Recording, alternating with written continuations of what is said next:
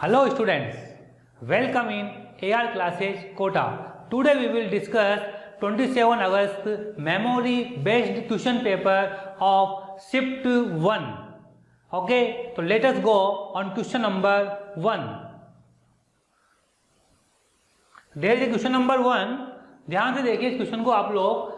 ये electric current का question दिया हुआ है बेटा। क्या दिया हुआ है? ये इलेक्ट्रिक करंट का क्वेश्चन दिया हुआ है। जब आपको इलेक्ट्रिक करंट का क्वेश्चन करना होता है तो कितनी आसानी होती है, क्योंकि इलेक्ट्रिक करंट का चैप्टर इतना टफ नहीं होता है। तो हम क्वेश्चन पे आते हैं। An identical resistance each having value 10 ohm are connected in series with battery of 20 volt and internal resistance 10 ohm. तो एक कंडीशन तो ये दी है इन्होंने कि 10 रेजिस्टेंस जो है वो सीरीज में। इसका मतलब क्या हो गया? यदि ये 10 रेजिस्टेंस सीरीज में है तो बच्चों कितना हो गया? ये हो गया 10 नंबर रेजिस्टेंस। तो कितने हो जाएंगे? 10 इंटू एन, ये हो गए आपके। अब आप देखिए इसके साथ उन्होंने एक बैटरी को अटैच किया है, उसका है 20 वोल्ट, और उसके साथ देखिए आप यहां पर ये 10 ओम का एक रेजिस्टेंस और लगा हुआ है। तो this is your first circuit. Now the second circuit, in the second circuit में क्या कहा है? If they are connected in parallel to same source. ठीक है, अब इसको इन सबको पैरेलल में जोड़ोगे तो हम सब जानते हैं जब पैरेलल में इनको जोड़ेंगे हम लोग तो जो नेट रेजिस्टेंस हो जाएगा वो 10/n, और उसी बैटरी से वापस जोड़ दिया गया है। ये कंडीशन हो गई। इस समय जो सर्किट में करंट फ्लो हो रही है वो हो रही है प्यारे बच्चों, जो करंट फ्लो हुई है वो है IS। इसमें जो करंट फ्लो हो रही है वो क्या फ्लो हो रही है? इसमें जो करंट हो रही है वो है IP। ठीक है, अब उन्होंने कंडीशन दी है। क्या कंडीशन दी है? कि IP is equal to 20 IS। तो जैसे इनको बराबर करेंगे क्या हमारे पास आंसर आ जाएगा? ओके, करके देखते हैं। IP is equal to 20 IS में IP कितना है आपका? IP है आपका। अब IP करंट कितनी आएगी? यहाँ देखिए आप आराम से करंट निकाल सकते हैं। It is not tough, that is 20/10/n + 10। Like that आप निकाल सकते हैं IS। ये करंट कितनी आएगी बच्चों? ये आएगी आपकी 20/10n + 10। This is your current. अब आप देखिए what is IP? IP is 20/10/n + 10। ये हो गया is equal to 20 into what is IS? IS हो गया आपका 20, मल्टीप्लाई में आएगा 10n + 10। बस इसको सोल्व करना और आंसर निकालना कितना आसान हो गया। इससे ये गया n से यहाँ, तो यह n ऊपर चला जाएगा, नीचे हो जाएगा 10 + 10n। It is your calculation. जितनी फास्ट कैलकुलेशन होगी उतना आप लोगों के लिए अच्छा होगा। इससे ये गया तो n = 20। This is your answer. The answer is D। इस टाइप से आप इस क्वेश्चन को जल्दी से सोल्व कर सकते हैं। Thank you. अब हम बढ़ेंगे नेक्स्ट क्वेश्चन पर आगे। It is your next question. यहाँ देखिए आप, height of transmission and receiver towers are 380 and 800 metre respectively. The radius of the earth is 6400 kilometre. Then find range of line of sight of communication. ये question लगभग सभी paper में आया है। पिछली बार जब मैंने जो मेमोरी बेस्ड क्वेश्चन किए थे वहां पर भी ये क्वेश्चन आया। तो आप लोगों को याद रखना, इसका फॉर्मूला आप लोगों को बहुत अच्छे से याद होगा। रेंज का फॉर्मूला क्या होता है? रेंज का फॉर्मूला प्यारे बच्चों, रेंज का फॉर्मूला √2H1R हो जाएगा plus √2H2R। Now keep these values in this question. तो कितना हो जाएगा ये? 2 इंटू H1 कितना हो गया आपका 380, R कितना है 6400 kilometre, like that, plus 2 into H2 कितना हो जाएगा आपका 800 इंटू 6400 किलोमीटर। इसको सोल्व करेंगे तो you will gate almost 171 kilometre. This will be your answer. एकदम से 4 नंबर लाने वाला क्वेश्चन है, फर्स्ट क्लास। फॉर्मूला जिस बच्चों को याद होगा वो उतनी जल्दी आराम से आंसर निकाल लेगा। चलते हैं अगले क्वेश्चन के ऊपर प्यारे बच्चों हम लोग। यहाँ पर एक और अच्छा क्वेश्चन दिया हुआ है। An electromagnetic wave is given by E = sin 50h + 10⁻10t volt per metre. हाँ, volt per metre. Find speed in terms of C। Okay, C की वैल्यू कितनी होती है आप जानते हो? 3 × 10⁻8 is the value of C। अब देखिए इस इक्वेशन को देख के आपको पता लग जाएगा सर K दिया हुआ है 50, ओके, ओमेगा दिया हुआ है 10⁻10। तो V कैसे निकालोगे आप लोग? V = कितना होता है भैया? ω/K। ओमेगा की वैल्यू 10⁻10, K की वैल्यू 50। डन एकदम से। अब ये थोड़ा सा सोल्व करेंगे तो ये कितना हो जाएगा आपका? ये हो जाएगा आपका यहाँ से 1/2, ठीक है, तो 2 इंटू 10⁸, ये वाला आपका यहाँ पर आ जाएगा। अब देखिए आपको सी की फॉर्म में आंसर लेके आना है, तो कुछ नहीं करना है, यहाँ पर सी की वैल्यू कितनी है 3 इंटू 10⁸, इन दोनों को मैं डिवाइड कर दूं तो v/c 2/3। Now your answer is v = 2/3। This is your desired answer, okay. और ऑप्शन में कौन सा है, ए ऑप्शन इज 100% करेक्ट हो जाता है प्यारे बच्चों। Okay, now we jump on next question. There is another question. If E is the electric field intensity and H is the magnetic intensity, then find SI unit of E/E by H. E by H. अब देखो पहले बच्चों, आप जानते हो H क्या होता है, ओके। H क्या होता है, H होती है आपकी मैग्नेटिक इंटेंसिटी, और इसकी यूनिट क्या होती है, इसकी आप सबको मालूम होना चाहिए वैसे कि याद हो E की H की जो यूनिट होती है वो कितनी होती है, एम्पियर पर मीटर। क्या होती है बेटा इसका यूनिट, एम्पियर पर मीटर। और इलेक्ट्रिक फील्ड की यूनिट हम सब जानते हैं, इलेक्ट्रिक फील्ड की यूनिट कितनी होती है, हाँ, volt per metre, volt per metre, ये इलेक्ट्रिक फील्ड की यूनिट होती है। अब आप सोचिए कि वोल्ट को और इसको आपको चेंज करना है किसमें, यहाँ पर वोल्ट वाली बात ही नहीं, यहाँ पर जूल में चेंज करना है, तो आप इसको एक और लिख सकते हैं। हम जानते हैं W = Q × V, तो V = कितना हो गया आपका W/Q, तो इसको यहाँ रख देंगे तो कितना हो जाएगा ये W/Q × Q/M। क्लियर है प्यारे बच्चों। तो अब मुझे क्या निकालना है, देखिए यहाँ पर देख सकते हैं W की यूनिट जूल, चार्ज की यूनिट कितनी हो जाएगी आपकी, चार्ज है आपका, चार्ज की यूनिट कितनी होती है बताओ बड़ा, एम्पियर इंटू टाइम, ओके। तो ये हो जाएगी आपकी ampere into second, okay, into metre. Now you can calculate easily E/H। E/H कितना हो गया, E बोलो, जूल ऊपर आ गया आपका, नीचे क्या आ गया आपका, एम्पियर आ गया आपका, इंटू सेकंड आ गया आपका, इंटू मीटर आ गया। नीचे क्या है बेटा H, what is H, ampere per metre. क्या मीटर से मीटर गया तो कितना आ गया, ऊपर आ गया जूल, और नीचे कितना आ गया आपका एम्पियर इंटू एम्पियर, और सेकंड है ये सेकंड इंटू एम्पियर स्क्वायर। तो ये थोड़ा यूनिट का खेल है, ये आप आराम से निकाल सकते हो प्यारे बच्चों, कोई बहुत बड़ी बात नहीं है। चलिए हम आगे बढ़ते हैं नेक्स्ट क्वेश्चन के ऊपर। Which of the following not unitless quantity. Obviously बिल्कुल आसान सा क्वेश्चन है, आप सब जानते हो कि जो μr है वो रेशियो होता है, μr = μ/μ0, तो ये डायमेंशन लेस हो जाता है। μ0 जो है, μ0 is not dimensionless, μ0 is not unitless quantity, unitless, okay. तो इसका आंसर क्या चला जाएगा, बी। कहीं को लग रहा होगा पावर फैक्टर जानते हो आप लोग क्या होता है, पावर फैक्टर होता है cos phi। इसकी कोई यूनिट नहीं होती क्योंकि एंगल की कोई यूनिट, ठीक है, नहीं होती, ठीक है। इसके बाद क्वालिटी फैक्टर, हम सब जानते हैं क्वालिटी फैक्टर कितना होता है बेटा, ये हो जाएगा आपका quality factor XL/R, okay, ω/L/R। और इसको और भी बाकी जो भी है, लेकिन आप जानते हो इसकी यूनिट ओम है, इसकी यूनिट ओम है, तो कट जाए तो क्वालिटी फैक्टर की भी यूनिट होती है, तो यहाँ नहीं होती है, तो इसकी भी कोई डायमेंशन नहीं, इसकी भी कोई डायमेंशन नहीं, इसकी भी कोई डायमेंशन नहीं, बचा कौन, केवल बी। तो इसका आंसर क्या जाएगा, बी, ओके।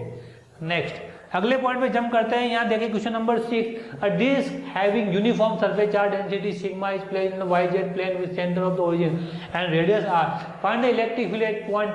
देखो इलेक्ट्रिक फील्ड में इसका पूरा डेरिवेशन कराया जाता है, मैं यहाँ पे डेरिवेशन नहीं कराऊंगा बेटा क्योंकि ये पेपर डिस्कस कर रहे हैं हम लोग, इसका पूरा का पूरा डेरिवेशन करवाया जाता है। उसका आंसर मैं बता दूंगा आप लोगों को, ये आप जानते हो, ये आपकी डिस्क है, ये डिस्टेंस x है और ये होगी आपकी r। तो यहाँ से x डिस्टेंस पर जो सिग्मा चार्ज डेंसिटी, इसका इलेक्ट्रिक फील्ड का फॉर्मूला कई बच्चों को मालूम होगा, σ/2ε0 1 - x/√r² + x², ये इसका आंसर चला जाएगा और इसके हिसाब से इसका आंसर है ए। इस प्रकार से आप ये सॉल्व कर सकते हैं। Next, now there is another question, a conducting wire of length 24A is used to form 2 setup of coils first in form of square of the side A and the second in form of the equilateral triangle side A. ठीक है, find the ratio of the magnetic moment of the coil in two cases, बिल्कुल आधा। Magnetic moment कितना होता है, m बराबर N आई ए प्यारे बच्चों, बस ये होता है और कुछ नहीं, ये होता है मैग्नेटिक मोमेंट। तो सबसे पहले उसने क्या बनाया, उसने बनाया स्क्वायर, स्क्वायर बनाया ये इस टाइप से उसने एक स्क्वायर बनाया, और उसने बनाया एक ट्राइंगल। क्या बनाया प्यारे बच्चों, उसने एक ट्राइंगल बनाया। अब मुझे बताओ इसकी साइड ए है, ये ए है, ये ए है, ये ए है, तो ऐसी कितनी कोयल आएगी इसमें। अगर 24 ए मुझे साइड लेनी तो नंबर ऑफ कोयल्स इसमें हो जाएगी बच्चों कितनी, 6। ओके, और ये भी ए, ये भी ए और ये भी ए, ऐसे यहाँ पर नंबर ऑफ कोयल्स कितनी हो जाएगी प्यारे बच्चों, देखोगे तो 8 हो जाएगी। इसका एरिया बताओ, इसका एरिया हो जाएगा ए स्क्वायर। ओके, और इसका एरिया कितना होगा, अपन सब जानते हैं 1/2 इंटू ए इंटू क्या, ये हाइट आएगी, ये एंगल कितना है 60 है, ये ए को 60 ए साइन 60 ए √3/2, यानी कि ये हो जाएगी बच्चों √3a²/4। तो अब मैग्नेटिक मोमेंट का रेशो निकालते हैं। सबसे पहले m1 अपॉन, फिर बात करेंगे m2 की। What is m1, n i a, n कितना है 6i, a कितना है a², m2 कितना है n i, n कितना है 8 इंटू आई इंटू √3a²/4। क्या ये इससे ये चला जाएगा, क्या इससे ये चला जाएगा, तो आपके पास ये 4 ऊपर जाएगा तो कितना हो जाएगा 24 8 √3, और ये कितना हो गया बेटा 3 हो गया, तो आपके पास आंसर आ गया √3। This is your desired answer. इसे आप आराम से कर सकते हैं, ऑप्शन इज ए। ओके, अब चलते हैं अगले क्वेश्चन के ऊपर। यहां पर ध्यान दें आप, a particle of mass 2m is divided in 4 particles of mass small m, m m and m all particles are arranged in vertical square of the side and find the ratio of m/m4 with the potential energy of this system is maximum और minimum. तो कुछ भी हो वो निकालना है हमें, देखते हैं यहाँ पर। तो इस क्वेश्चन पे ध्यान देना पड़ेगा थोड़ा सा हम लोगों को। ये एक स्क्वायर साइड है, ये ए है, ये ए है, ये ए है, ये ए है। यहाँ मास लिखता हूँ मैं, यहाँ एम लिख दिया, यहाँ एम लिख दिया, यहाँ कैपिटल एम माइनस स्मॉल लिख दिया, यहाँ पर capital M minus small M लिख दिया। ठीक है, तो थोड़ा सा इसे आसान करने के लिए मैं एक काम करता हूँ।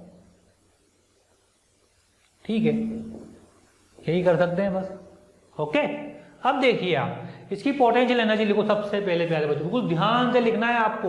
पोटेंशियल एनर्जी सबसे पहले इन दोनों के बीच में कितनी हो जाएगी, -g स्मॉल m²/a। फिर इन दोनों के बीच में और इन दोनों के बीच में सेम होगी -2g। दोनों का मास कितना, एक तो स्मॉल m तो बाहर आ गया, capital M minus small m का स्मॉल m बस ये हो गया, अपॉन कितना हो जाएगा बेटा ए। थोड़ा सावधानी से चलना है। तीसरा आ गया बेटा ये, तो इसमें कितना हो गया सर -g m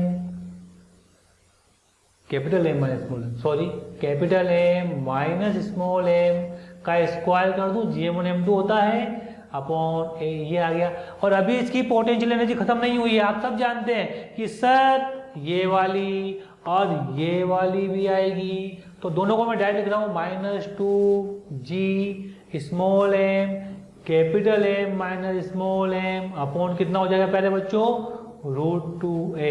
इस प्रकार से इस सिस्टम की आप पोटेंशियल एनर्जी आराम से लिख लेंगे। अब मैं आगे बढ़ता हूँ कि इसकी मैक्सिमम होगी या मिनिमम होगी, तो इसके लिए मुझे डिफरेंशिएशन करना पड़ेगा। Now I am doing the differentiation here. अपनी माइनस प्लस की जरा सी भी गलती नहीं होनी चाहिए, जरा सी गलती हुई हमारा क्वेश्चन गया। du/d स्मॉल m, क्योंकि स्मॉल m वेरिएबल है, जरा करके देखना। चल यहाँ से स्टार्ट करते हैं। -2g स्मॉल m/a, ये इसका हो गया। सेकंड वाले का करो, -2g स्मॉल m को अंदर ले जाओ तो कैपिटल M हो जाएगा ये, और माइनस m और m का m² होगा तो ये 2m हो जाएगा, अपॉन कितना हो जाएगा a। बिल्कुल मिस्टेक नहीं करना है। माइनस इसका देखो g 2 बाहर आ जाएगा, capital M minus small m, और स्मॉल m का -1, ये ध्यान रखना है, गलती मत कर देना, अपॉन a। और यहाँ कितना हो जाएगा ये हो जाएगा आपका, यही लिख रहा हूं मैं, -2g/√2a, और m अंदर जाएगा तो ये तो capital M minus m square का हो जाएगा 2m, ओके, बराबर 0। इस प्रकार से इसका हम लोग डिफरेंशिएशन कर सकते हैं। सोल्व करते हैं इसको फटाफट से। 2g/a ये कट जाएगा, 2g/a ये कट जाएगा, 2g/a कट जाएगा, 2g/a कट जाएगा, यहाँ बचेगा -m, यहाँ बचेगा 2 capital M minus minus plus, नहीं 2 तो आएगा ही नहीं, अब 2 तो चला गया, 2 क्यों आएगा भैया, है ना, -m, ये आएगा माइनस कैपिटल M, ये कितना आएगा आपका माइनस माइनस प्लस 2m, आगे कितना आएगा माइनस माइनस प्लस हो जाएगा तो plus m minus small m। ठीक है, यहाँ तक कहानी हो गई। आगे की कहानी -2/√2 तो हो गया √2 capital M minus minus plus 2√2 small m is equal to 0। ये आपका यहाँ पर हो गया। जरा देखें कुछ कट रहा है क्या, ये वाह मजा आ गया, ये कटा गया आपका, तो क्या आ गया आपका आंसर ही आ गया हमारे पास। ये हो गया आपका √2 capital M that is equal to 2√2 small m, √2 से √2 गया, रेशियो किसका पूछा है, कैपिटल M/स्मॉल m, कैपिटल M/स्मॉल m is equal to √2, it is your answer. Done प्यारे बच्चों। तो ये क्वेश्चन पेशेंस का क्वेश्चन था एकदम से। इस क्वेश्चन को ध्यान रखते वक्त रखना है कि हम लोगों को जो कॉम्बिनेशन लेना है, ठीक है, पोटेंशियल एनर्जी का, वो ये वाला ये वाला ये वाला ये वाला, कई वाले बच्चे ये भी भूल जाते हैं, तो ये भी हमें इसे लेना होता है। अब आगे बढ़ते हैं। This is our next question. देखिए, a source produces frequency of on 1120 Hz. Source and observer are moving towards each other. Okay. 36 km/h and 72 km/h respectively. Find the frequency of the horn observed by the observer. Done प्यारे बच्चों। तो ये तो simple सा Doppler effect का question है, और Doppler effect का फॉर्मूला आप लोगों को सबको मालूम है कि क्या होता है सर। फॉर्मूला होता है F = F0 × V plus V observer V plus minus upon V plus minus V source. इस फॉर्मूले को काम में लेते हैं हम लोग प्यारे बच्चों, ठीक है। अब आप देखिए यहाँ पर V दिया हुआ है 360, V ऑब्जर्वर की स्पीड कितनी दी है देखिए आप, और V सोर्स की स्पीड कितनी दी है ये देखना पड़ेगा। सोर्स पहले आ रहा है तो ये 36 है, तो 36 किलोमीटर है, तो इसको मैं चेंज कर दूंगा 5/18 यानी कि 10 मीटर पर सेकेंड। ये कितना हो जाएगा 72 × 5/18, ये कितना हो जाएगा 20 मीटर पर second. Okay, now calculate this. F = F0 कितना हो गया 1120, V कितना हो गया 330। अच्छा, दोनों आपस में आ रहे हैं तो फ्रीक्वेंसी बढ़ाएंगे तो ये हो जाएगा +20, और यहाँ आ जाएगा ये भी बढ़ाएगा फ्रीक्वेंसी, ये हो जाएगा 330 -10। ओके प्यारे बच्चों, इसको जरा सोल्व करो तो 1120 इंटू ऊपर हो जाएगा 350 और नीचे कितना हो जाएगा 332, इससे ये चला जाएगा। ओके, तो इसको सोल्व करोगे तो आपका आंसर आ जाएगा, ये आ जाएगा 1225 हर्ट्ज। ओके प्यारे बच्चों, तो आप आराम से सोल्व करके इसका आंसर निकाल सकते हैं। Thank you. आगे बढ़ते हैं, नेक्स्ट क्वेश्चन पर जंप करते हैं। यहाँ देखिए, find value of charge cube on 4 microfarad at t = infinite. बहुत बढ़िया बात, t = इनफाइनाइट पर उस ऊपर वाले सर्किट में कोई करंट नहीं जाएगा, जो भी करंट जाएगा वो नीचे वाले सर्किट में ही फ्लो होगा। तो करंट कितना फ्लो होगा नीचे वाले सर्किट में, करंट होगा 15/5 यानी कि 3 एम्पियर। ओके, अब आप देखिए A और B के एक्रॉस पोटेंशियल डिफरेंस कितना आएगा, इसको देख लेते हैं फटाफट से। तो VAB के एक्रॉस पोटेंशियल डिफरेंस V = कितना होता है IR, ऊपर वाले को देखकर नीचे वाले को देखें, जल्दी हो जाएगा। 3 × 4 कितना हो गया, ये 12 वोल्ट। कितना आ गया, तो AB के एक्रॉस पोटेंशियल डिफरेंस कितना आ गया आपका 12 वोल्ट आ गया प्यारे बच्चों। ठीक है, तो क्या पूछा है, अब देखिए ये सब सीरीज में लगे हुए हैं, तो जो चार्ज इस पर होगा कैपेसिटर में वही चार्ज इनके ऊपर होगा। तो आप इसको ऐसे कर सकते हैं कि ये 4 माइक्रोफेरेड सर, और ये कितना हो गया 2 ये भी 4 माइक्रोफेरेड, और आप देख सकते हैं ये A और B के बीच में पोटेंशियल कितना है 12 वोल्ट। तो Q इजिकल टू कितना होता है CV, Q equal to C कितना हो गया 442 माइक्रो इंटू वोल्ट कितना हो गया आपका यहाँ पर 12, तो कितना हो गया Q equal to 24 micro coulomb. ये वाला चार्ज इसके ऊपर भी आएगा और इसके ऊपर भी आएगा। हाँ ये अलग बात है कि यहाँ पर 24 आ जाएगा, ये आगे जाके यहाँ पर दो भागों में बढ़ जाएगा, ऊपर और नीचे, तो ऊपर 12 आ जाएगा, नीचे 12, घूम फिर के वापस 24। तो your answer is D, done. Now next question, the initial number of active nuclei in a radioactive element is 10 to the power 10. If half life of the radioactive element is 1 minute, what will be the number of the active nuclei after 30 second? थोड़ी सी calculation है, कुछ भी नहीं है, आप सब जानते हो क्या होता है फॉर्मूला, जल्दी से बोलो प्यारे बच्चों। n equal to n naught e raise to the power minus lambda t, बस ये आपका आंसर आ गया। n equal to n naught कितना है 10 raise to the power 10 e raise to the power minus lambda कितना होता है बेटा ln2 अपॉन टाइम कितना दिया हुआ है 1 मिनट 60 हो जाएगा इंटू 30। क्या इससे ये चला जाएगा 2 टाइम्स हो जाएगा, तो कितना हो जाएगा n equal to 10 raise to the power 10 e raise to the power ln2 की पावर माइनस 1/2। थोड़ा और सोल्व करेंगे तो ये √2 तो नीचे आ जाएगा, तो ये हो जाएगा आपका 1/√2 इंटू 10 की पावर 4 हो जाएगा, तो 0.707 इंटू 10 की power 10। This will be your answer. एक सिंपल सा क्वेश्चन, एक जरा सी कैलकुलेशन आप आराम से निकाल सकते हैं। सॉल्यूशन आपके सामने यहाँ पर करेक्टली लिखा गया है, आंसर इज बी प्यारे बच्चों। ओके,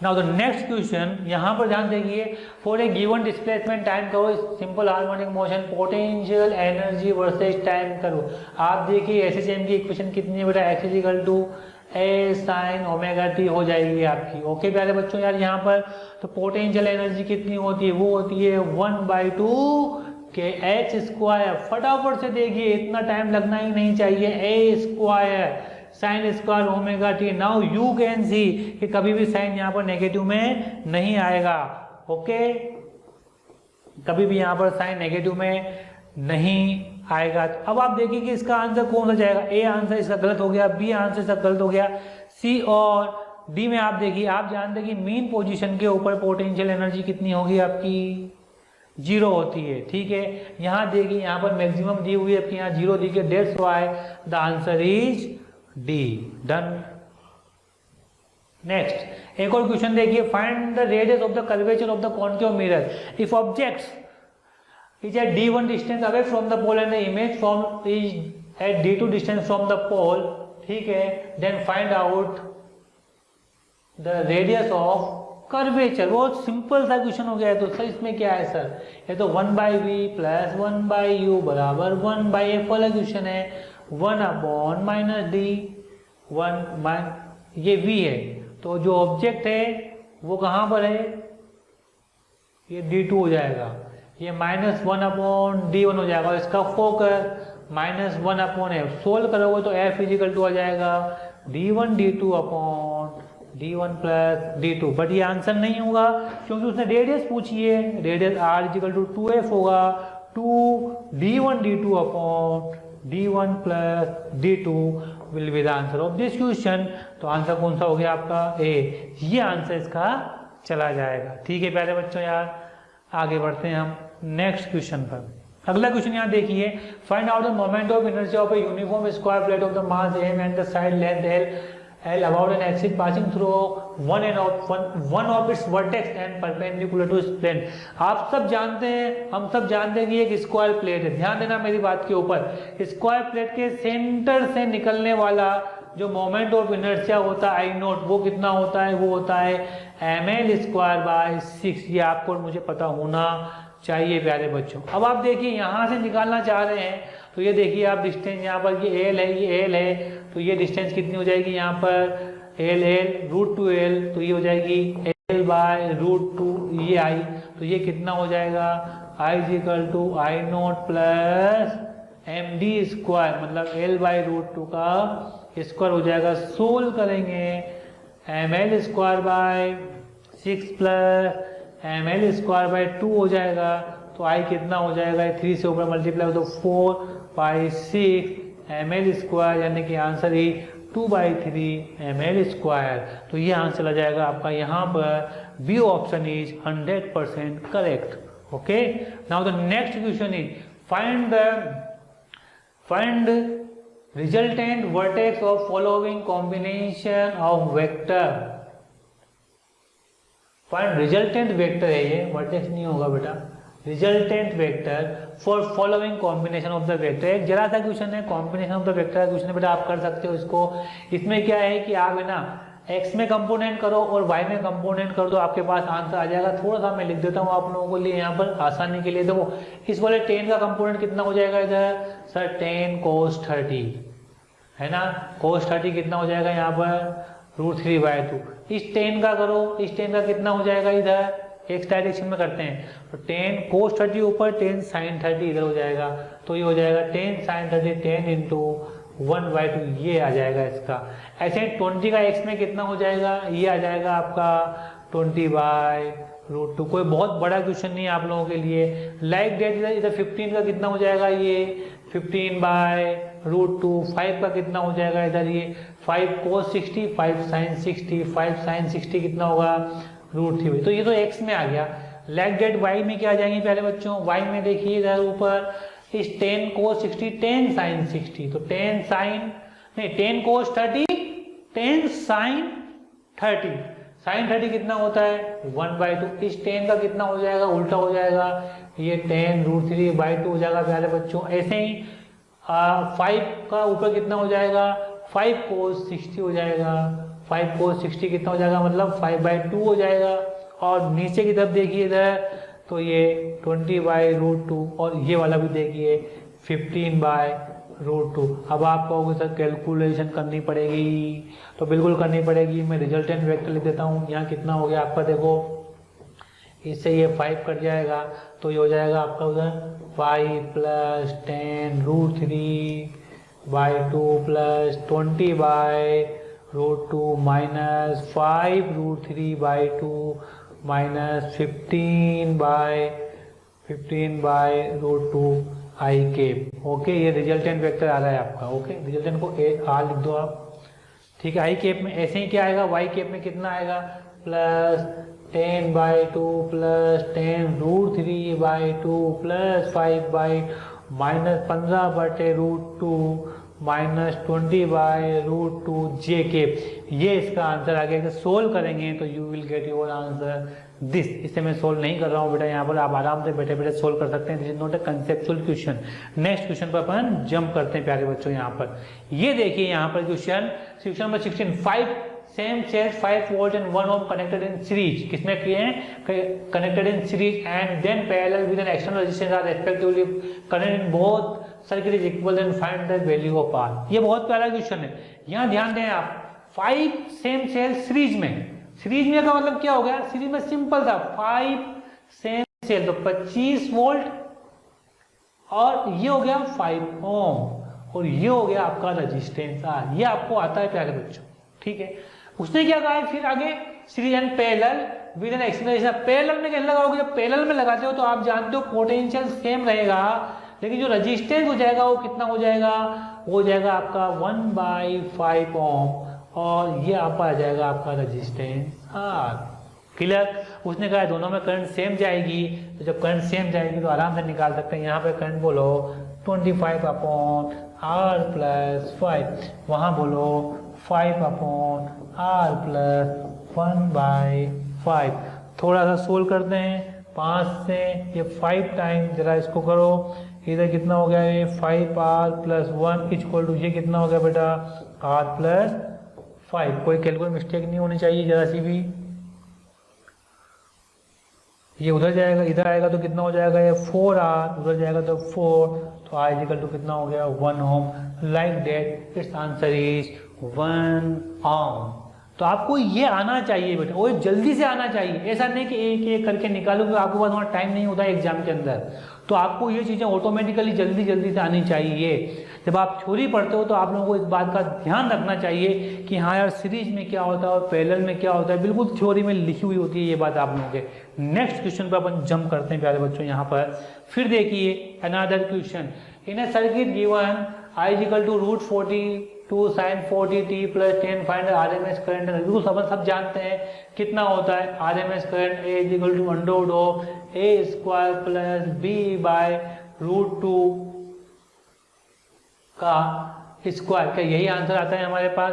ठीक है, तो यहाँ देखिए A कितना हो गया आपका 10, तो 10 का स्क्वायर हो गया। B कितना हो गया आपका √42/√2 का स्क्वायर। इसका भी डेरिवेशन करवाया जाता है मेरे प्यारे बच्चों। तो ये कितना हो गया? ये हो गया आपका 100 प्लस ये हो गया आपका 21, ये रूट है, हाँ ये हो जाएगा आपका 21। तो ये कितना हो जाएगा 121। तो आंसर कितना आ जाएगा आपका 11। डेट्स वाई, बिल्कुल आसान सा question, answer is 11। Next question पर अपन जंप करते हैं। यहाँ देखिए एक बहुत प्यारा क्वेश्चन दिया हुआ है, आप लोगों को ध्यान देने की बात है। A bar magnet moving with velocity v towards a fixed conducting circular loop, find the graph of EMF versus time t, consider the anti clockwise EMF positive EMF where observer is right of the south pole of the magnet। ये थोड़ा सा discussion का question है बेटा एक, okay हम करते हैं। अब देखिए आप यहां पर आप ऑब्जर्वर है, ये आपके सामने ऐसे हैं, ठीक है। तो जैसे ही आगे जाएगा इसमें फ्लक्स, ये देखिए फ्लक्स क्या होगा, इंक्रीज होगा। तो जैसे ही फ्लक्स इंक्रीज हो तो ये क्या जाएगा, फ्लक्स को कम करे तो इधर की तरफ करंट इस तरफ फ्लक्स आए, और इधर की तरफ फ्लक्स आने के लिए क्या करंट इसके अंदर ऐसे फ्लो होगा। मतलब अगर मैं यहाँ से देखूंगा तो इस तरह से फ्लो होगा, मतलब एंटी क्लॉकवाइज होगा, और एंटी क्लॉकवाइज होगा तो उसे पॉजिटिव मानना है। तो इस प्रकार से जैसे जैसे जाएगा तो ये ग्राफ इस तरह का आ जाएगा, बिल्कुल आएगा बेटा, ये वाला ग्राफ आएगा, ये वाला भी ग्राफ आ सकता है, ये नीचे वाला कभी नहीं आ सकता। ओके अब नेक्स्ट पॉइंट चलते हैं, जब ये बाहर निकल जाएगा तो क्या होगा, क्योंकि देखना आपको इधर से ही है। ओके देखना आपको इधर से ही है। अब मैं आपको थोड़ा सा दिखाता हूं, जैसे ही ये बाहर निकल जाएगा तो आप देखिए जो फ्लक्स है वो इसके तरफ, अंदर की तरफ, इधर की तरफ कम हो रहा होगा। क्या हो रहा होगा, कम हो रहा होगा।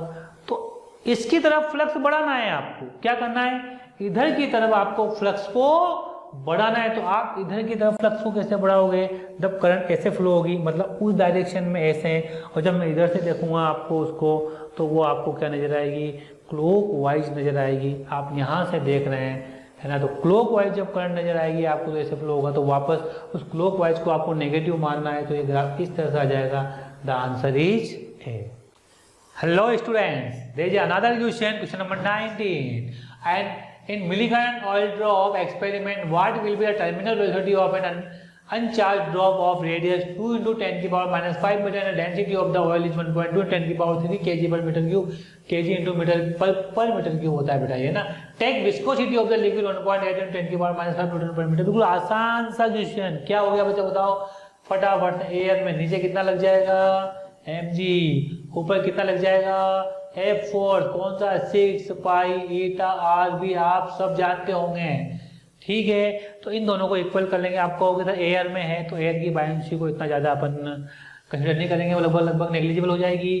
तो you will write it 6 pi eta R V equal to capital mg। जरा इसको और आगे लिखो, मास इक्वल टू कितना हो जाएगा बेटा, density into volume 4/3 pi R cube into G. Okay तो पाई से पाई चला जाएगा, यहाँ पर आप देख सकते हैं 2 टाइम्स, 2 से ये चल जाएगा 3 टाइम्स, और 8 से चल जाएगा ये 2 टाइम्स। मुझे v निकालना है तो v मैंने बाहर निकाला, तो इधर कितना बचा, इधर रो आया और इधर r स्क्वायर आया, इधर g भी आया, नीचे कितना आया प्यारे बच्चों, ईटा आया, ठीक है। और देखिए यहाँ पर 2/3 था, ये 3 था, तो ये 2/9 यहाँ पर आ जाएगा। अब आप आराम से keep the values and get your answer. ये डेंसिटी कितनी दी हुई है उसकी ऑयल की 1.2 इंटू 10 की पावर 3 प्लस रेडियस कितना दिया प्यारे बच्चों, प्लस नहीं, इंटू 2 इंटू 10 की पावर -5 का स्क्वायर हो जाएगा, जी कितना हो जाएगा 10 हो जाएगा, ये आपका 9 है और ईटा कितना है 1.8 इंटू 10 की पावर -5। जब आप इसे सोल्व करेंगे तो you will get 5.9 into 10 raise to the power -2 metre per second. This will be the answer of this question. Okay, चलिए नेक्स्ट क्वेश्चन पर जंप करते हैं अपन। यहाँ पर अगला क्वेश्चन देखिए, question number 20, a balloon carries a total load of 185 kg at normal pressure and temperature of 27 degrees centigrade. What load will the balloon carry on rising to a height at which the barometer pressure is 45 cm of Hg and the temperature is -7 degrees centigrade, assuming the volume is constant. देखिए प्यारे बच्चों, इस question को करना पड़ेगा हम लोगों को। इसमें क्या हो रहा है, जैसे वो ऊपर जाएगा तो मास की डेंसिटी कम हो जाएगी, उसकी वजह से उसके मास में फर्क पड़ जाएगा। तो कैसे क्या करेंगे कि सर एक काम करते हैं, बिल्कुल ध्यान से सुनो, PV इक्वल टू कितना होता है, nRT, यही होता है। ओके, जरा इस इक्वेशन को देखो आप, ये प्रेशर है, प्रेशर को प्रेशर रहने दो, n कितना होता है m/m0 और वॉल्यूम V हो जाएगा, ये RT हो जाएगा। यार दिस इज क्या, this is the rho, the pressure equal to rho RT upon m0 हो जाएगा प्यारे बच्चों ये। तो आप देखिए अब यहाँ पर तो रो है वो किस पे डिपेंड कर रहा है, तो rho is proportional to P upon T, इस पर डिपेंड कर रहा है। ओके, तो मास इक्वल टू क्या होता है, density into volume, mass equal to density into volume. तो मास किसके प्रोपोर्शनल हो गया, डेंसिटी के प्रोपोर्शनल हो गया, क्योंकि वॉल्यूम सेम है। तो अब डेंसिटी किसके प्रोपोर्शनल है, तो P/T के प्रोपोर्शनल हो गया बेटा। क्लियर, तो आप देख सकते हैं कि m dash is proportional to P dash T dash और m is proportional to P/T, initial divide कर दो तो बिल्कुल m डैश अपॉन m कितना हो जाएगा बेटा, P dash upon T dash into T/P। Okay, तो m डैश की वैल्यू कितनी आ जाएगी, m डैश की value m into P dash upon P into T upon T dash will be your answer. तो what is m dash, m dash is m कितना हो गया 185, P डैश कितना हो गया 45 सेंटीमीटर ऑफ मरकरी, नीचे कितना होता है 76 मरकरी और टेम्परेचर T, इनिशियल टेम्परेचर कितना हो गया 300 डिग्री सेंटीग्रेड और T डैश कितना हो गया, सॉरी हाँ सही है, और T डैश कितना हो गया 266 हो जाता है। तो जब आप इसे सोल्व करेंगे यू विल गेट 123.54 kg, ये इसका आंसर आपका आ जाता है। ओके, तो this will be your answer. इस तरह से इस क्वेश्चन को आपको सोल्व करना था। तो आपने पढ़ी हुई भी है इक्वेशन। नेक्स्ट अगला बिल्कुल एकदम आसान सा क्वेश्चन, देखते हो जाएगा इन्हें, photo electric effect the intensity of the light increase. Intensity कितनी होती है हम सब जानते हैं, इंटेंसिटी बराबर, चलो मैं थोड़ा सा बताता हूँ इसके बारे में आपको हल्का सा। ठीक है, बात करें एनर्जी कितनी होती है बेटा, H इंटू एफ। ओके, ये 1 फोटोन n, अब मान लो n फोटोन्स पर सेकंड गिर रहे हैं तो पावर कितनी हो जाएगी, पावर NHF/T। इंटेंसिटी कितनी होती प्यारे बच्चों, power upon area, T equal to 1 second तो हो जाएगा, तो इंटेंसिटी कितनी हो जाएगी NHF upon A into T। तो this will be your intensity. अब कई बच्चे कह रहे होंगे सर नंबर ऑफ फोटोन पे भी डिपेंड करती है फ्रीक्वेंसी, अगर सोर्स सेम रहे तो इंटेंसिटी केवल और केवल नंबर ऑफ फोटोन्स पर डिपेंड करती है। ये आप बात अच्छे से ध्यान रखना। Next, for the given arrangement what will be the distance of final image from third lens. आप बिल्कुल आसान से देख सकते हैं यहाँ से कहाँ होगी, तो एकदम आसान सा क्वेश्चन है। देखिए ऑब्जेक्ट 30 पर है तो पहले इसकी इमेज बनाओ, 1/v minus 1/-30 is equal to 1/10 minus minus plus, solve करो ये आ जाएगा 15 सेंटीमीटर। इट मीन्स जो यहाँ से गई वो यहाँ पर आई और वो यहाँ पर आ जाएगी बेटा। ठीक है, ये टक टक टक टक टक ये 5 सेंटीमीटर है, तो ये कितना हो गया 10 सेंटीमीटर। बिल्कुल आसान सा क्वेश्चन। अब आप देख सकते हैं कि ये इसके फोकस पर आ रही है, इसका मतलब जो रे ऐसे आएगी क्या वो सीधी ऐसे निकल जाएगी, ओके ऐसे निकल जाएगी। जो रे ऐसे आएगी वो वापस ऐसे जाएगी, लेकिन वो ऐसे निकल जाएगी। इसका मतलब इस लेंस के ऊपर जो रेज आ रही है वो कैसे आ रही है प्यारे बच्चों, पैरेलल आ रही है। कैसे आ रही है, parallel.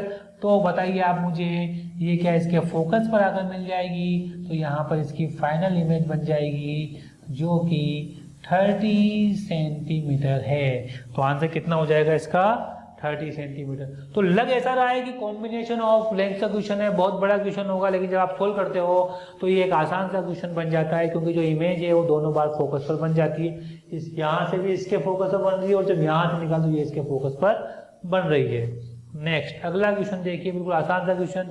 When F1 force is applied on an angle of 45 degree with direction of the displacement, तो आप देखिए यहाँ पर एक ब्लॉक ये लिया आपने, इसका डिस्प्लेसमेंट का डायरेक्शन ये, तो फोर्स ये हो गया आपका F1 और एंगल कितना हो गया बेटा 45 हो गया। इन सेकंड केस में भी क्या कह रहा हुआ है कि फोर्स F2 हो गया आपका और एंगल कितना हो गया 60 डिग्री हो गया, डिस्प्लेसमेंट ये हो गया आपका। अगर if the displacement in both cases is same, displacement क्या है सेम है, तो क्या हो जाएगा, तो वर्क डन। तो आप देखिए क्या, और वर्क डन भी क्या बता रहा है बेटा, वो equal to the work done, ठीक है, वर्क डन भी इक्वल है। तो कितना हो जाएगा F1 into cos 45 into displacement D बराबर FT cos 60 इंटू D से D गया, F1 हो गया 1/√2 और F2 हो गया कितना 1/2 हो गया। तो बेटा F1 अपॉन F2 बराबर ये 1/√2 आ जाएगा। और आप देख सकते हैं यहाँ पर x की वैल्यू कितनी हो जाएगी आपकी 2 हो जाएगी। इस प्रकार से आप इसका आंसर निकाल सकते हैं। अगले क्वेश्चन पे आइए प्यारे बच्चों, यहाँ देखिए two identical rods are arrange shown in the figure D the mid point of the rod BC, find heat transfer rate from AD। तो आप देखिए इसकी लंबाई L है तो कितनी हो जाएगी, इसकी L/2 हो जाएगी, इसकी L/2 हो जाएगी। और यहाँ पर आप जंक्शन लो लगाएंगे तो एक करंट I1 इधर गई, इधर I2 गई, तो क्या इधर I3 आ जाएगी, ये हम सबको मालूम है प्यारे बच्चों। तो कितना हो जाएगा देखिए I1 plus I2 plus I3 equal to 0। What is the I1 हो जाएगा आपका KA। यहाँ का टेम्परेचर आपने कितना मान लिया T मान लिया, तो ये हो जाएगा T minus 200 upon L/2 plus KA। ये हो जाएगा आपका T माइनस 100 अपॉन L/2। तीसरा I3 वो हो जाएगा आपका KA T minus 125 upon L equal to 0। जरा सोल्व करोगे इस इक्वेशन को तो यू विल गेट कि K/L कट जाएगा, 2 ऊपर जाएगा 2T, तो यह 2T minus 400 plus 2T minus 200 plus T minus 125 बराबर 0। T 2T 2 और 2 4 और T कितना हो गया बेटा, ये 5T, ये हो गया 6, वो हो गया 725। जल्दी से डिवाइड कर दो 725 को 5 से, तो यू विल गेट 5 से कितना, 5 से 1 टाइम चल जाएगा, ये कितना 2 4 टाइम चल जाएगा, और ये कितना 5 था। तो यहाँ का जो टेम्परेचर आया वो कितना आया, that is equal to 145 degree centigrade. तो इसके अंदर देखिए करंट नीचे की तरफ आएगा और कितना करंट आएगा वो पूछा I3 बराबर K की वैल्यू कितनी है, L/K की वैल्यू डायरेक्ट दे दी। इसका मतलब delta T upon L upon K का ये होता है। तो आप देखिए डेल्टा T कितना हो गया 145 माइनस 125 अपॉन L/K 10 हो गया। सोल्व कर लो 2 आ जाएगा, that's why it's answer is 2। इस प्रकार से प्यारे बच्चों हम लोग इन सब क्वेश्चनों को सॉल्व कर सकते हैं। अंत में छोटी सी बात कहना चाहूँगा, कृपया करके आप हम लोगों को सब्सक्राइब करें, मेरे चैनल को सब्सक्राइब करें। आप लोगों को कई सारे वीडियो इसके ऊपर कंटिन्यू मिलते जाएंगे। जो मेरे पुराने स्टूडेंट्स हैं और जो मेरे नए स्टूडेंट्स हैं, प्लीज़ आप इस चीज़ को ज़्यादा से ज़्यादा सब्सक्राइब करें और वीडियो को लाइक करते जाएं। थैंक यू वेरी मच बच्चों।